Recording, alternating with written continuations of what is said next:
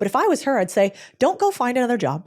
And if you don't have a brilliant idea that you're like, I would die for the want of creating this thing in the world. If you have that, please go do it. But if you're like, I don't have that, I just want to make money and I want to feel respected and I want to feel like my skills fit somewhere and I'm able to have an outsized income. If that's you, then I think you should try to value your skill set.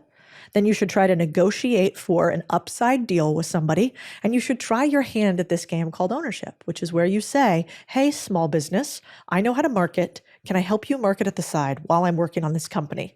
And because I help you grow your revenue by 50%, could I keep 10% of the 50% I grow?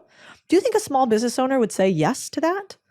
Of course they would, because there's no downside.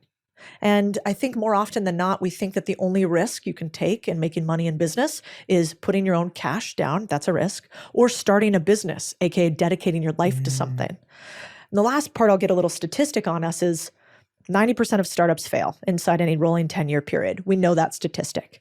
Most startups make $0 for the first 3 years. After that, the average entrepreneur makes about $46,000 a year, which is great, but not when you've been making zero for 3 years. And then on top of that, we've got this nation of people who have all these bills to pay, and they are betting on hopes and dreams as opposed to realities. And so my commentary is, can you figure out how to value your skills so you can negotiate a little bit more upside for that day where you can't work anymore? Yeah, definitely. Yeah. I'm so happy to hear such smart, honest advice, because I do think you're so right. For so long, we keep telling everyone follow your passion, just quit your job, jump over. And, it's hard because like you said, that business may not work. Your skills may be better off here. You might not be an entrepreneur. You might be someone who's going to work with an entrepreneur and build.